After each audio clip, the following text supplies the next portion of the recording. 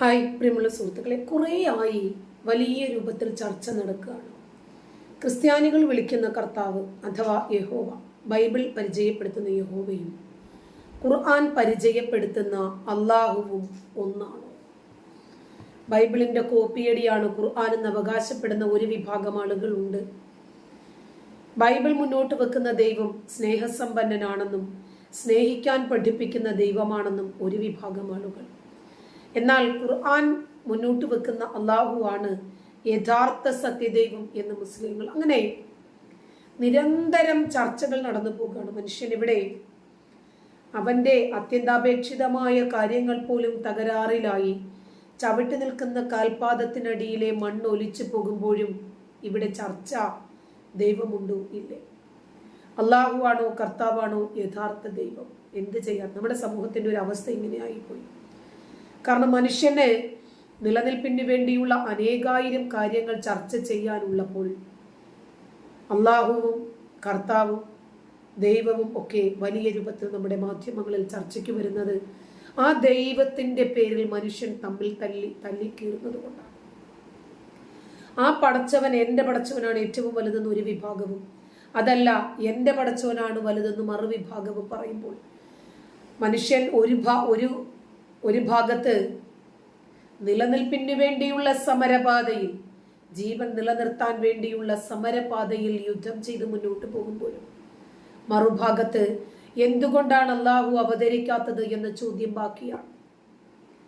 ഈ അള്ളാഹുവിന് വേണ്ടി മനുഷ്യൻ പരസ്പരം തമ്മിലടിച്ചു കൊന്നും കൊലവിളിച്ചും കൊല്ലപ്പെട്ട് മുന്നോട്ട് പോകുമ്പോൾ ഈ അള്ളാഹു എവിടെയെങ്കിലും ഉണ്ടെങ്കിൽ, ഈ പടച്ചോൻ എവിടെയെങ്കിലും ഉണ്ടെങ്കിൽ ഒരു സൈക്കിളിൽ വന്നെങ്കിലും ഞാനാണ് പടച്ചോൻ, എൻ്റെ പേരിൽ നിങ്ങളിനെയും തല്ലുകൂടണ്ട എന്നൊന്ന് പറഞ്ഞിരുന്നെങ്കിൽ എന്ന് ആഗ്രഹിക്കുന്ന എന്നെ പോലെയുള്ള കോടാനുകൂടി ജനതയുണ്ട് ഇവിടെ. അതുകൊണ്ടാണ് ഈ സന്ദർഭത്തിലും നമുക്ക് ഇതേ വിഷയത്തെക്കുറിച്ച് തന്നെ സംസാരിക്കേണ്ടി വരുന്നത്. പഠിച്ചുകൊണ്ടിരിക്കുന്നത് ദൈവത്തെക്കുറിച്ചുള്ള പഠിപ്പിക്കലുകളാണ് ബൈബിളിന്റെ സുപ്രധാനമായ ഉപദേശം തന്നെ. ബൈബിൾ ഏകദൈവത്തെ ആരാധിക്കുവാനായിട്ട് നമ്മളെ പഠിപ്പിക്കുന്നതോടൊപ്പം തന്നെ ദൈവത്തിന്റെ എല്ലാ ശ്രേഷ്ഠ ഗുണങ്ങളെ പറ്റിയും നമ്മെ അറിയിക്കുന്നുണ്ട്. ദൈവ സ്വഭാവത്തോടുള്ള ബന്ധത്തിലാണ് ബൈബിൾ കൈകാര്യം ചെയ്യുന്നത്. നമുക്കറിയാം, ബൈബിളിൽ നിരവധി വിഷയങ്ങളുണ്ട്. ഈ വിഷയങ്ങളെല്ലാം തന്നെ ദൈവത്തിന്റെ സ്വഭാവവുമായിട്ട് ബന്ധപ്പെട്ടാണ് നമുക്ക് ബൈബിളിൽ മനസ്സിലാക്കാനായിട്ട് സാധിക്കുന്നത്. ദൈവ സ്വഭാവത്തിന്റെ വെളിച്ചത്തിലാണ് പാപത്തിന്റെ സ്വഭാവം, ക്രിസ്തു മൂലമുള്ള രക്ഷയുടെ ആവശ്യകത എന്നിവയെക്കുറിച്ച് നമുക്ക് മനസ്സിലാക്കാനായിട്ട് സാധിക്കുന്നത്. അപ്പം ദൈവം കൃപാലുവായതുകൊണ്ട് എപ്രകാരം ക്രിസ്തു മുഖാന്തരം പരിശുദ്ധാത്മാവിലൂടെയും താൻ തന്നെ നമുക്കായി നൽകപ്പെടുന്നു എന്ന വസ്തുത നമുക്ക് മനസ്സിലാക്കുവാനായി ദൈവം കൃപ തരുന്നു. ദൈവം തന്നിൽ തന്നെ ആരായിരിക്കുന്നുവോ എന്നതിനെ ആശ്രയിച്ചാണ് സകലവും. ഇവൻ ദൈവത്തിന്റെ സ്വഭാവത്തിന്റെ വെളിച്ചത്തിലാണ് മനുഷ്യന്റെ പ്രകൃതി, അവന്റെ വിധി നിർണായകത്വം, ഇതെല്ലാം തന്നെ നമുക്ക് വിലയിരുത്തുവാനായിട്ട് സാധിക്കുന്നത്. അപ്പോൾ ദൈവം ഏകനെന്ന് നാം വിശ്വസിക്കുന്നു. ഒരു കാര്യം നമ്മൾ ഓർക്കണം, വിഗ്രഹ ആരാധികളായിട്ടുള്ള ഒരു ജാതീയ വ്യക്തി പോലും തന്റെ വിഗ്രഹത്തെ കുറിച്ച് അങ്ങനെ പറയാൻ കഴിയുന്ന കാര്യമാണത്. എല്ലാവരും ഇപ്പം നിരവധി ദേവീ ദേവന്മാരെ ആരാധിക്കുന്നവരും പറയും ദൈവം ഏകനാണ്. അപ്പൊ ദൈവം ഏകനാണ് എന്നുള്ളത് കൊണ്ട് ആ പറയുന്ന ആളുകളും വിശുദ്ധ ബൈബിൾ പഠിപ്പിക്കുന്ന ദൈവം തമ്മിൽ യാതൊരു ബന്ധവും ഉണ്ടാകില്ല. അപ്പൊ ദൈവം നീതിമാനും പരിശുദ്ധനും സ്വയം ഭൂവായവനുമാണെന്ന് നമുക്ക് അറിയാം. നിരീശ്വരവാദികളായിട്ടുള്ള ആളുകൾ ചോദിക്കുന്ന ഒരു ചോദ്യം ഇവിടെ വളരെ പ്രസക്തമാണ്. അവർ ചോദിക്കും, ദൈവത്തെ ആരാണ് ഉണ്ടാക്കിയിരിക്കുന്നത്? നിങ്ങൾ പറയുന്നത് ദൈവം ഉണ്ടെന്ന്, അപ്പം ദൈവമാണ് ഇതെല്ലാം സൃഷ്ടിച്ചത്, അപ്പൊ ദൈവത്തെ ആരാണ് സൃഷ്ടിച്ചത്? ഈവൻ ഈ PhD ഒക്കെ ഉണ്ടെന്ന് ചോദിക്കാൻ പോയ ചോദ്യമാണ് അച്ഛൻ പറയുന്നത്. ബഹുമാനിക്കുന്ന നിരവധി ഈ ആളുകൾ, ഞാൻ അവരുടെ വേറെ പേരുകളൊന്നും പറയുന്നില്ല, അങ്ങനെയുള്ള ആളുകളും ഇതേ കാര്യം തന്നെയാണ് ചോദിക്കുന്നത്, ദൈവത്തെ ആരാണ് സൃഷ്ടിച്ചത്? ഞാൻ അതിനെ LKG ചോദ്യമായിട്ടാണ് പലപ്പോഴും വിലയിരുത്താറുള്ളത്. ഇപ്പോഴും അങ്ങനെ തന്നെയാണ് വിലയിരുത്തുന്നത്. അപ്പം ഉത്തരം കിട്ടാത്ത ചോദ്യങ്ങളെല്ലാം നമുക്ക് തൽക്കാലം അങ്ങനെ പറഞ്ഞു മാറ്റിവെക്കാം. ഏക ദൈവ സ്വഭാവത്തെ സംബന്ധിച്ച ഈ ഒരു ചോദ്യം നമ്മൾ വേദപുസ്തകത്തിൽ നിന്ന് പഠിക്കുന്നതോടൊപ്പം തന്നെ വേറെ ഒരു കൂട്ടരെ കുറിച്ചും കൂടെ, അല്ലെങ്കിൽ അവരുടെ പഠിപ്പീരിനെ കുറിച്ചും കൂടെ നാം അറിയണം.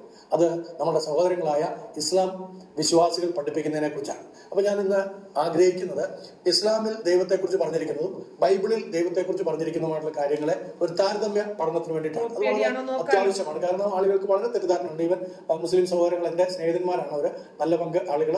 അപ്പൊ അവര് പലപ്പോഴും പണ്ഡിതന്മാരായിട്ടുള്ള ആളുകൾ, അവർ പലപ്പോഴും പറയാറുണ്ട് നിങ്ങൾ വിശ്വസിക്കുന്ന ദൈവം തന്നെയാണ് നമ്മുടെ ദൈവം എന്ന്. കാരണം സൂറ 29:46 അങ്ങനെ ഒരു ആയത്തുണ്ട്, ഓ നബിയെ പറയുക, നിങ്ങളുടെ ദൈവവും ഞങ്ങളുടെ ദൈവവും ഒന്നാകുന്നു എന്നുള്ളൊരു ആയത്ത് അതിനകത്തുള്ളതുകൊണ്ട് പലപ്പോഴും അങ്ങനെ ഒരു തെറ്റിദ്ധാരണ ഇരുകൂട്ടർക്കുണ്ട്. ക്രൈസ്തവ സമൂഹത്തിൽ പ്രത്യേകിച്ച് ക്രിസ്തീയ സൺഡേ സ്കൂളൊക്കെ പഠിപ്പിക്കുന്ന സമയത്ത് ചില സൺഡേ സ്കൂൾ അധ്യാപകർ അവരുടെ അറിവിന്റെ പാപ്പരത്തെ കൊണ്ട് അവർ പറയാറുണ്ട്, ഇതെല്ലാം ഒന്നാണ്, എല്ലാ ദൈവങ്ങളും ഒന്നാണ്, ഖുർആനിൽ പറഞ്ഞിരിക്കുന്ന അല്ലാഹുവും ബൈബിളിൽ പറഞ്ഞിരിക്കുന്ന യഹോവയൊക്കെ ഒന്നാണ് എന്ന് അറിഞ്ഞോ അറിയാതെയോ അവർ പറയാറുണ്ട്. അത് അവരുടെ ദൈവവചനത്തെക്കുറിച്ചും ദൈവത്തെക്കുറിച്ചുള്ള പരിജ്ഞാനത്തിന്റെ കുറവുകൊണ്ട് മാത്രം പറയുന്ന ഒരു സംഭവമാണ്. തീർച്ചയായിട്ടും അങ്ങനെയാണോ എന്നാണ് നമ്മൾ ഇത് പരിശോധിക്കുന്നത്. അപ്പം ദൈവം ഏകനാണെന്നാണ് മുസ്ലിം സഹോദരങ്ങൾ വിശ്വസിച്ചു വരുന്നത്. അപ്പം അള്ളാഹു എന്നാണ് ദൈവത്തിന് അവര് സ്പെസിഫിക് ആയിട്ട് പറയുന്നത്. അള്ളാഹു എന്നുള്ള പേര് കഴിഞ്ഞ ആദ്യത്തെ എൻ്റെ വീഡിയോയിൽ ഞാൻ അതിനെക്കുറിച്ച് വിശദമായ ഒരു പദങ്ങളും ഒക്കെ പറഞ്ഞിരുന്നു. അതുകൊണ്ട് അതിലേക്ക് ഞാൻ പോകുന്നില്ല. നിങ്ങളത് പരിശോധിച്ചാൽ നിങ്ങൾക്ക് കൂടുതലായിട്ട് മനസ്സിലാക്കാൻ പറ്റും. അപ്പോൾ അള്ളാഹു ഏകനായതുകൊണ്ട് അള്ളാഹുവും ബൈബിളിലെ ദൈവവും ഒന്ന് തന്നെ എന്നാണ് മുസ്ലിം സഹോദരന്മാരുടെ വിശ്വാസം. നമ്മളത് പറഞ്ഞല്ലോ. നമ്മള് രണ്ടു കൂട്ടരുടെയും ദൈവത്തെയാണ് വിശ്വസിക്കുന്നത് എന്ന് അങ്ങനെയുള്ള ആളുകൾ പലപ്പോഴും പറയാനുള്ള കാര്യം ഞാൻ സൂചിപ്പിച്ചു. അപ്പൊ ബൈബിളിലെ ദൈവവും അള്ളാഹുവും ഒന്ന് തന്നെ എന്നുള്ളത് ഇസ്ലാമിക ഉപദേശത്തിന്റെ അടിത്തറയാണ്. അതുകൊണ്ടാണ് ഞാൻ സൂറ 29:46 ആയത്ത് പറഞ്ഞത്. അപ്പൊ അതുകൊണ്ട് ഖുർആനിലെ അല്ലാഹുവിൽ ക്രൈസ്തവർ വിശ്വസിക്കുന്നുണ്ടോ എന്ന കാര്യം നമ്മൾ ഗൗരവമായിട്ട് തന്നെ ചിന്തിക്കേണ്ടതായ കാര്യമാണ്. ഈവൻ ഈ അടുത്ത സമയത്ത് വളരെ പ്രഗത്ഭനായിട്ടുള്ള ഒരു പുരോഹിതനും വേറെ അദ്ദേഹത്തിന്റെ ഒരു ശിഷ്യനും കൂടി ഇരുന്ന് ഇതിനെക്കുറിച്ച് ഒരു ചർച്ച ചെയ്യുമ്പോൾ രണ്ടും ഒന്നാണെന്ന് അവരുടെ വിശ്വാസ പ്രമാണത്തിന്റെ അടിസ്ഥാനത്തിൽ അവർ സംസാരിക്കുന്നതായിട്ട് കേട്ടു. അത് അവരുടെ അജ്ഞത കൊണ്ടാണ് എന്നുള്ളത് പിന്നീട് അവർക്ക് ബോധ്യമാകുകയും ചെയ്യും. അപ്പൊ അതുകൊണ്ട് ഇവിടെ നമ്മൾ മനസ്സിലാക്കേണ്ടത് ദൈവപുത്രനായ യേശുവിനെ കുറിച്ചും പരിശുദ്ധാത്മാവ്, പാപം, രക്ഷ ഇത്യാദി കാര്യങ്ങളെ കുറിച്ചും നാം സംസാരിക്കുന്നത് തീർച്ചയായിട്ടും ഒരേ ദൈവത്തിൽ വിശ്വസിക്കുന്ന മുസ്ലിം സഹോദരന്മാർക്കും ക്രൈസ്തവർക്കും ഒരുപോലെ മനസ്സിലാക്കണം. പക്ഷേ അങ്ങനെ സംസാരിക്കുന്നത് അവർക്ക് മനസ്സിലാകില്ല.